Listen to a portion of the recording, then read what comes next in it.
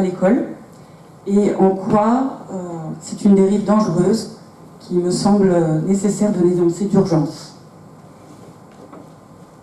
Donc pour commencer, ce socle de connaissances, compétences et culture remonte à 2005. En réalité, il y avait simplement les connaissances et les compétences au départ, et depuis 2016, on a la culture en plus. Donc, comme l'a montré Nathalie Bull ce matin, les compétences sont davantage évaluées que les savoirs, et tout l'enjeu de la question est dans une définition qui finalement est ambiguë. En effet, les compétences, c'est à la fois une aptitude à déployer pour s'épanouir, mais c'est aussi des potentialités exploitables dans le monde du travail. Donc ma réflexion s'articulera autour de 2 points. Tout d'abord, je chercherai à comprendre d'où vient l'approche par compétences dans l'enseignement, dans un premier point, et dans un second, il s'agira de montrer en quoi cette approche par compétences à l'école peut mettre la pensée en danger. Alors, d'où nous vient cette approche par compétences? Dans quel contexte s'est-elle imposée? Et puis, également, quels sont les promoteurs de celle-ci? Alors, tout d'abord, pourquoi? Quels sont ses fondements, je dirais à la fois psychologiques, cognitifs? Bizarrement, il y a 2 intentions un petit peu contradictoires qui président à cette approche par compétences. À la fois le behaviorisme et le constructivisme. Alors, je vais m'expliquer là-dessus. C'est le mariage de 2 conceptions qui n'ont pas grand-chose à voir en psychologie. Petit dessin. Donc l'approche behavioriste, c'est l'approche comportementaliste. En gros, vous êtes conditionné par des réflexes et cette approche va vous rendre intéressant pour un potentiel employeur. Alors évidemment, beaucoup de reproches peuvent être formulés. C'est assez peu créatif. Pensons à l'apprentissage des tables, par exemple. C'est répétitif, même si ça muscle la mémoire, ça grave des réflexes et c'est aussi un rapport au savoir qui est assez utilitariste. Finalement, on se place là en position d'employeur. Alors le problème, c'est que ça a été donc très décrié. Et voilà, comme vous voyez sur la petite BD, il faudrait mieux qu'il comprenne que je veux qu'il me rapporte la balle. Il faudrait qu'il comprenne que je ne suis pas son chien. Alors, du coup, cela nous amène à l'autre approche qui légitime les compétences, c'est l'approche constructiviste. Alors, petite parenthèse d'actualité, je crois que c'est en rapport avec cette approche qu'une collègue, Céline Alvarez, est aujourd'hui en difficulté avec l'éducation nationale. Elle prône en effet que finalement, on doit acquérir les savoirs par la manipulation et l'expérimentation. Donc, cette approche, elle est même très légitime dans les petites classes. On pense en particulier aux pédagogies Montessori, etc., ou Steiner, qui président donc beaucoup de manipulations, et en effet, les élèves peuvent aller assez loin. Alors, l'intérêt, c'est centré sur l'élève, et il s'approprie vraiment le savoir. Toutefois, il y a des grosses limites, en particulier dans l'enseignement secondaire. Ça prend énormément de temps, première chose, et deuxième chose, quand les tâches élémentaires ne sont pas acquises, c'est en fait très difficile de partir du principe qu'on va pouvoir acquérir tout seul son savoir. Et puis, dernière remarque, aujourd'hui les capacités d'attention globalement se dégradent, beaucoup de multitâches chez nos élèves, et le travail concentré en autonomie est de plus en plus compliqué. Alors si on les met à 4 ou 5, voilà, donc cette union peut sembler paradoxale et finalement elle va aussi en direction d'une perspective qui est assez économique. C'est vrai que la compétence c'est le grand mot à la mode. Pensons à LinkedIn par exemple. Et donc là bizarrement on a ces 2 conceptions qui sont mises en place, à la fois celle centrée sur l'élève et celle qui est centrée sur son potentiel employeur, et on peut se demander si le risque n'est pas de soumettre des exécutants finalement aux lois du marché du travail. Donc c'est toujours le même problème autour de ce mot compétence. Est-ce que c'est un épanouissement des potentialités ou en vue d'un travail ou une réelle émancipation? Alors maintenant, deuxième question, d'où nous vient, je dirais, géographiquement cette approche par compétence et comment s'est-elle imposée au monde? Alors tout à l'heure, M. Morvan l'a très bien dit, on assiste à ce qu'on pourrait appeler un darwinisme culturel. Et en fait, on est dans un courant qui est mondial, qui a été mis en place dans un contexte de guerre froide. On avait commencé à évaluer les systèmes avec les toutes premières recherches en matière d'évaluation internationale. Et progressivement, on est allé jusqu'à la fameuse enquête PISA dont tout le monde entend parler.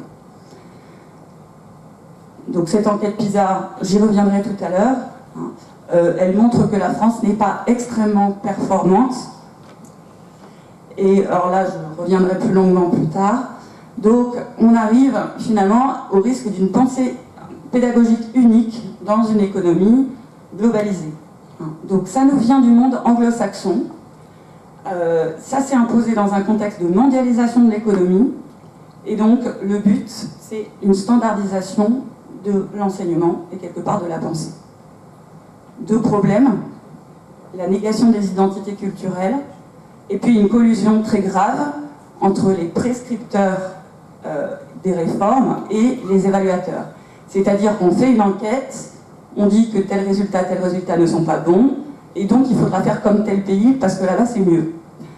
Alors dans ce cas-là, si la Finlande a été encensée, eh bien mettons-nous au latin un peu plus, puisqu'il en était question ce matin. Alors, troisième question, d'où nous provient cette approche par compétence? Alors il faut remettre les choses dans un contexte culturel particulier, qui est celui d'une société française qui se transformait beaucoup. On va remonter il y a quelques années, dans les années 60, où l'école traditionnelle était sous le feu des critiques. Dans ce contexte-là, deux personnes se sont exprimées largement. Il s'agit des sociologues Bourdieu et Passeron, qui ont publié en 1964 donc, Les héritiers, dans lesquels finalement ils dénoncent un rôle de l'école qui est de dominer symboliquement les élèves et quelque part un instrument de domination sociale. Alors, il y a des choses intelligentes dans la pensée de ces deux auteurs. Le gros problème, c'est qu'en fait, ce discours a entraîné une politisation des modalités d'enseignement. À partir de ce moment-là, il est devenu réactionnaire d'être dans une transmission un peu plus verticale et forcément progressiste d'être dans quelque chose d'horizontal. Donc voilà, bon, un schéma qui résume un petit peu comment la pensée de Bourdieu permet aux classes dominantes d'exercer, de prolonger leur oppression sur les classes dominées. Donc, après, un certain nombre de réformes ont suivi, et il s'est agi, dans les années 70, de mettre en place une école nouvelle, avec tout un discours d'experts qui est apparu. Donc, dans cette nouvelle éducation nationale, rejet du modèle transmissif, on emploie un nouveau langage qui est trop savant pour être accessible à tous, c'est la novlangue ou le jargon qu'on connaît tous avec les acronymes. C'est l'époque aussi des mathématiques modernes. Alors, je suis historienne, donc je ne pourrais pas m'étendre sur le sujet. Je crois qu'elles ont fait pas mal de dégâts. Et donc finalement, on aboutit à plutôt un échec de la démocratisation, de la massification depuis les 40, largement, enfin 50 dernières années. Voilà, donc là il y a une chronologie succincte, plus ou moins succincte, qui résume les principales étapes. Donc on voit dans un premier temps le défi de la démocratisation, de la massification qui s'est imposé aux gouvernants. Donc il y a eu la création du collège unique, il y a eu aussi un collège qui était donc désormais, qui était moins conditionné dès le départ. Et puis ensuite une école moins centrée sur les savoirs, mais davantage sur l'élève et sur ses compétences. Des gros changements à partir du ministère de Lionel Jospin. Et puis donc après, les compétences sont vraiment apparues très clairement pour nous enseignants en 2005 avec la loi d'orientation Fillon. Et le risque d'une disparition à terme des notes, au primaire dans un premier temps, puis au collège. Et donc ensuite la loi Payon, et puis pour terminer, donc les décrets de Madame Najat Vallaud-Belkacem et l'arrêté Robine, qui a complètement transformé l'école, et pour les élèves et pour les enseignants. Les conséquences de tout ceci, au nom de l'égalitarisme, un appauvrissement des enseignements, la culture bourgeoise, j'ai mis des guillemets parce que c'est ainsi qu'elle a été entendue à une certaine période et ça pouvait se comprendre, mais elle est rejetée, on a jeté, passez-moi l'expression, le bébé avec l'eau du bain. On a eu une perte de volume horaire très conséquente. Les parcours dans le collège unique ont été uniformisés, donc c'est un moule qui ne convient aujourd'hui ni aux meilleurs ni aux plus en difficulté. Et enfin, on a remis en cause la valeur de l'évaluation et de la posture de l'enseignant. Petite illustration, 1969, donc les parents grondent leur enfant qui ramène de mauvaises notes, et donc en 2009, c'est l'enseignant qui se fait gronder parce que les notes ne sont pas assez bonnes. D'où un courant qui est aujourd'hui très présent, tout un courant qui va en direction d'une suppression pure et simple des notes, vues comme stigmatisantes. Alors c'est oublier que bien souvent, les enseignants accompagnent les notes d'appréciation qui les remettent dans un contexte, qu'un 9 sur 20 peut être accompagné d'encouragement et un 13 sur 20, au contraire, d'appréciation du type « tu aurais pu faire mieux encore ». Voilà. Alors pour terminer cette première partie, pourquoi et surtout par qui et pour qui? Très concrètement, à qui profite le crime? Alors, c'est un sujet qui est amplement abordé en ce moment. Je crois qu'aujourd'hui même, je crois que c'est Jean-Paul Brielli qui a sorti un article dans Le Point qui s'appelle « Les fossoyeurs de l'école démasqués », tandis que Carole Barjon, vous avez dû entendre parler de ce livre qui vient de paraître, désigne des assassins coupables d'un crime. Alors finalement, il y a deux logiques qui président à cette approche par compétence. Une première logique qui est économique, suppression de postes dans les disciplines rares, on en a parlé ce matin, perspective de disparition à moyen terme des examens, donc là il y a beaucoup d'économies à faire, ça pose le problème de la territorialisation, autonomie croissante des établissements. Pour les experts, c'est une bienveillance bien pensante pour étendard. Fin de la notation sanction, logique de paix sociale entre les enseignants et les élèves et les parents. L'animation remplace la transmission. Et donc, on différencie à l'extrême, mais parfois on nous demande des pirouettes pédagogiques qui sont absolument infaisables dans des classes hétérogènes. Jean Terrail, dans un livre récent, a beaucoup montré en quoi finalement on méprisait les classes populaires, partant du principe qu'ils ne pouvaient pas aller assez loin intellectuellement et que finalement c'était une sorte d'enseignement au rabais qu'on pouvait leur proposer. C'est scandaleux parce que c'est vrai que ça permet à des élites dominantes, et là finalement, alors que Bourdieu est pris pour étendard, on retombe dans l'écueil bourdieusien, de continuer à exercer une domination.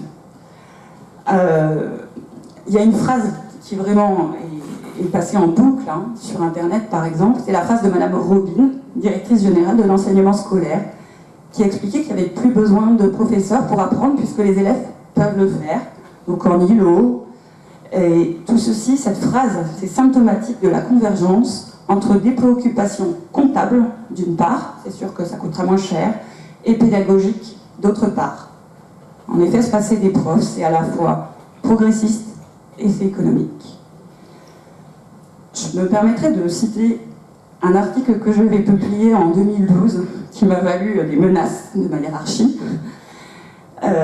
Le SOC présente l'avantage d'accorder des politiques de droite comme de gauche, puisque Fillon et Najat Vallaud-Belkacem sont d'accord, en dépassant leurs motivations contradictoires. Motivation avant tout économique pour la droite. Le socle permet de supprimer des examens, économie substantielle en vue, et en entretenant le leurre d'une réussite, achète la paix sociale.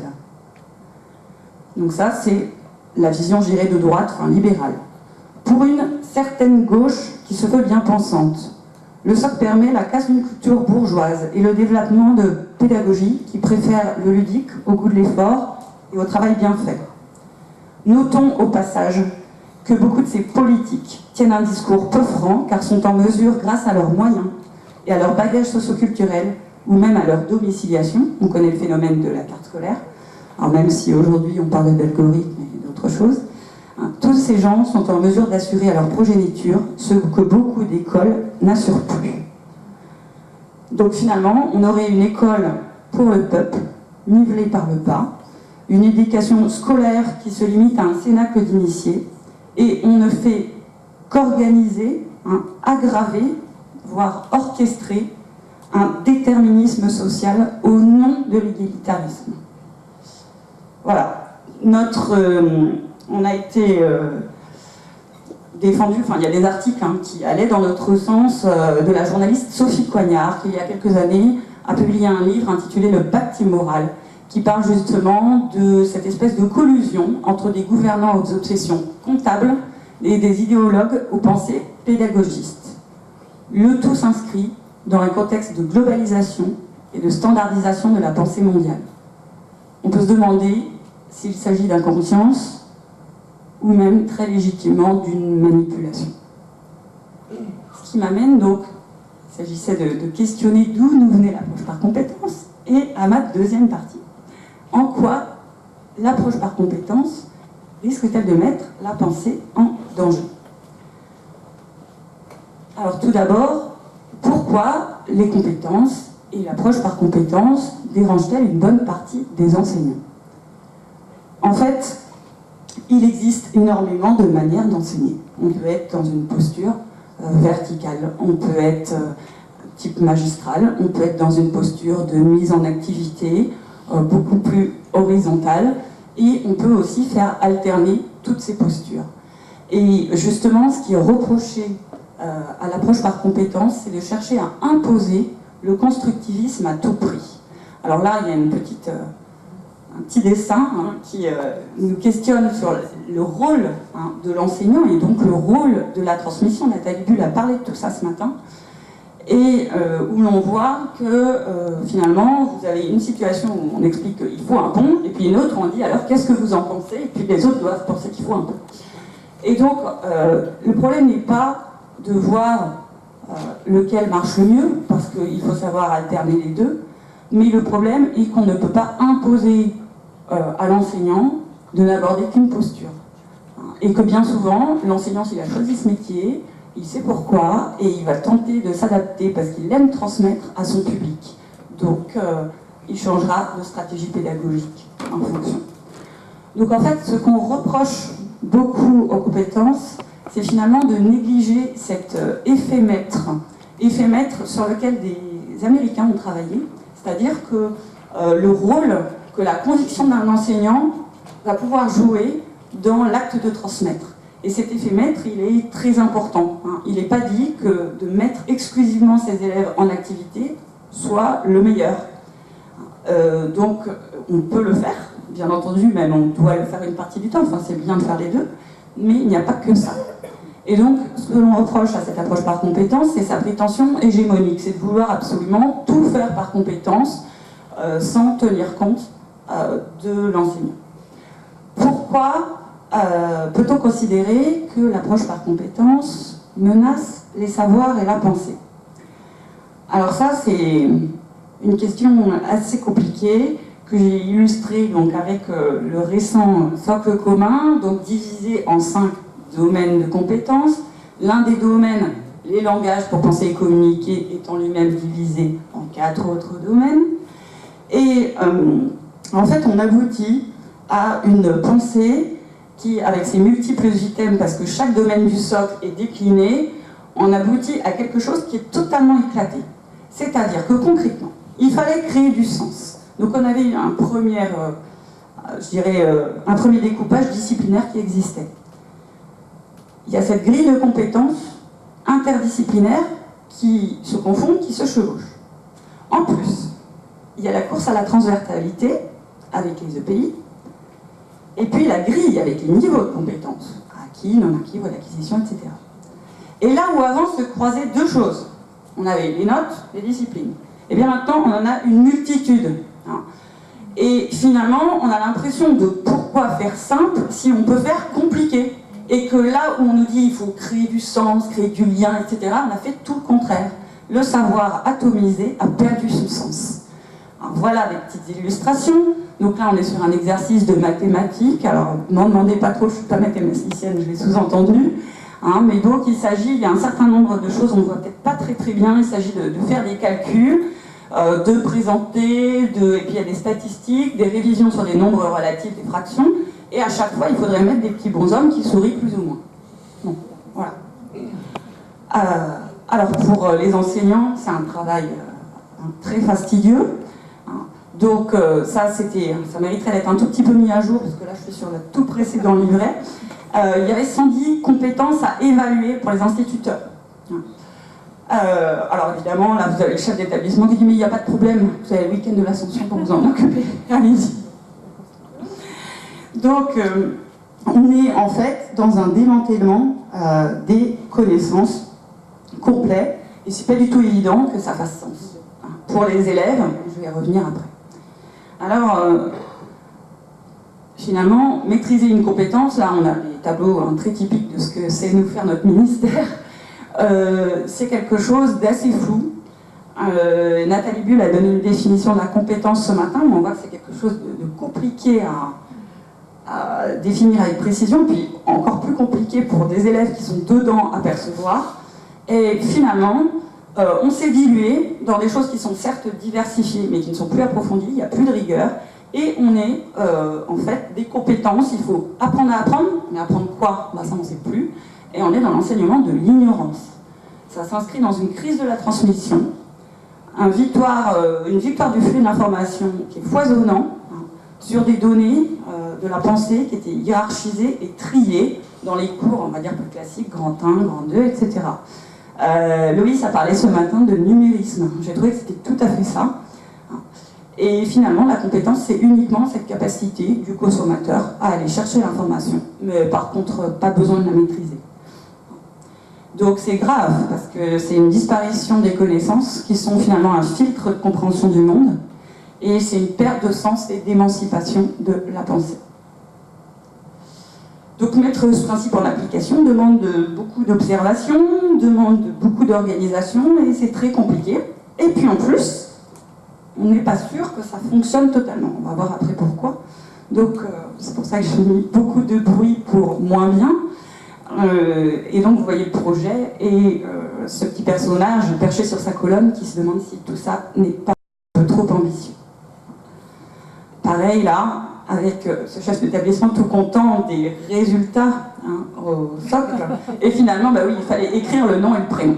Non, même pas. Même pas. Traitement, Oui. Pardon, je me mélange. Merci, Manu. Alors, après, je vous ai trouvé quelques pépites, parce que, voilà. Il y a quand même des gens en éducation nationale, nous, on n'a pas beaucoup de temps en ce moment, mais il y a des gens qui en ont. Regardez comme c'est joli. Voilà. Alors, pourquoi peut-on qualifier ces compétences d'écran de fumée? Alors finalement, c'est un concept qui est flou et qui a finalement une évaluation qui est très vague. Donc là, je m'appuie aussi sur des travaux de collègues qui sont outre-Atlantique, en particulier au Canada. Vous savez que le Canada a été touché par un renouveau pédagogique qui nous a précédés, qui est catastrophique. Il y a des collègues belges aussi qui ont travaillé sur ces questions. Ça ne s'avère pas forcément très concluant chez eux non plus. Et donc, évaluer par compétence, c'est souvent en fait le problème de beaucoup de flou. Alors, vous allez peut-être, comme moi, découvrir les richesses et les limites des ressources d'Internet. Donc c'est très très pratique à évaluer. Et on se retrouve face à un problème qui est celui de la note. Alors pour citer quelqu'un que vous ne portez pas forcément dans votre cœur, mais qui ne peut pas être suspect d'être réactionnaire, puisque c'est un progressiste, n'est-ce pas? Monsieur Antibi, qui a considéré que la note était une constante macabre, eh bien ce même monsieur Antibi, figurez-vous, dans le café pédagogique en 2014, défendait les notes. Et il a dit qu'il était dangereux et contre-productif de laisser croire que la suppression des notes permettrait d'améliorer la situation de l'évaluation. Professeurs et parents d'élèves seraient désorientés. C'est monsieur Antibi qui l'a dit, c'est pas moi. Alors voilà, donc les possibilités d'évaluation, on sait qu'elles existent au primaire, hein. Il n'y a plus de notes, terminé. Voilà, les ceintures, après les grilles, voilà. Alors après vous avez d'autres solutions un petit peu plus rigolotes. Voilà les notes, les pastilles.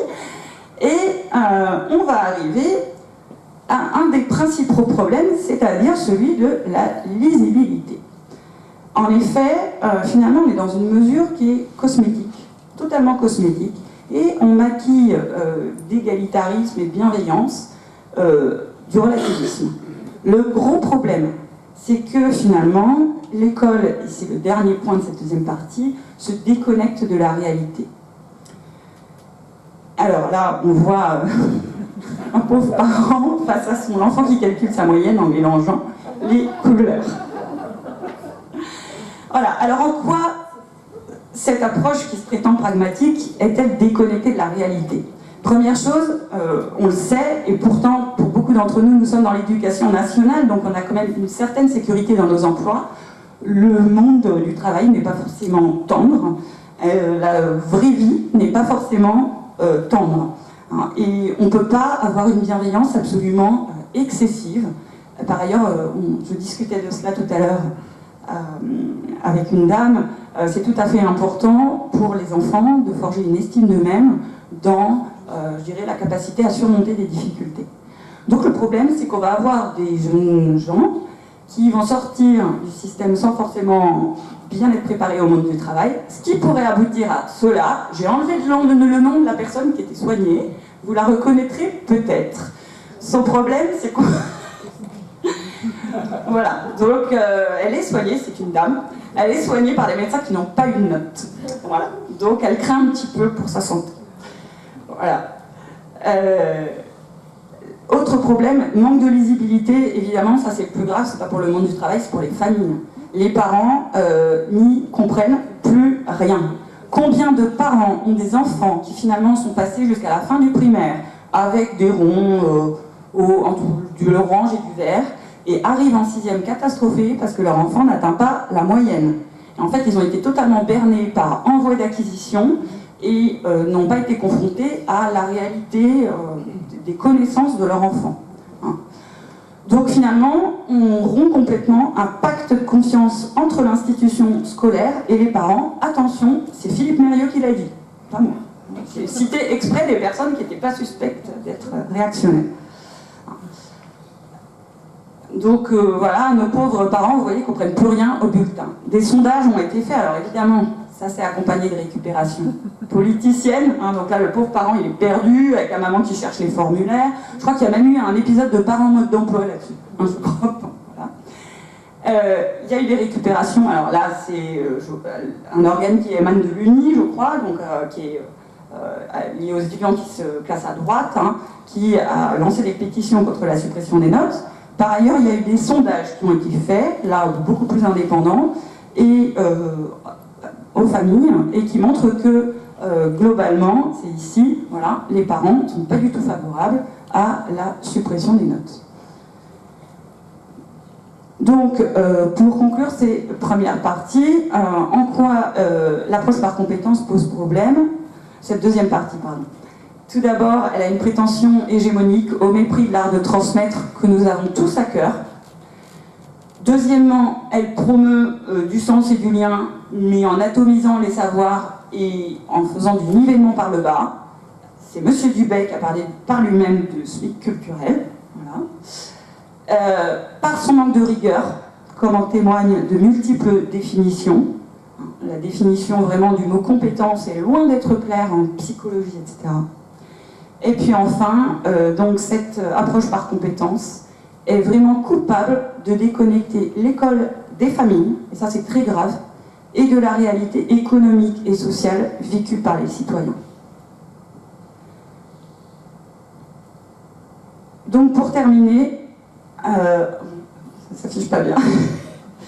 Pour terminer, les compétences, c'est une volonté d'imposer une grille mondiale d'évaluation, ce qui n'est pas forcément quelque chose de positif parce qu'on s'attend à gommer toutes nos spécificités. C'est une évaluation qui, en plus, si elle n'était que mondiale, mais en plus elle est dépourvue de lisibilité, Par ailleurs, il y a une volonté réelle de faire des économies qui sont maquillées par des mesures cosmétiques. Et enfin, on a un renoncement à l'exigence et à l'effort qui fonde le caractère et aussi l'estime d'eux-mêmes des individus et des élèves dont nous avons la charge. Donc, pour terminer, je dirais qu'il est plus que temps de dénoncer les méfaits de cette manœuvre hypocrite, présentée comme une modernisation bienveillante, à coup d'opérations de communication mensongères. Et je citerai en titre un article du Monde, qui était un entretien avec Philippe Mérieux et Marcel Gauchet, qui s'appelait « Contre l'idéologie des compétences, l'éducation doit en effet d'abord apprendre à penser ». Je vous remercie.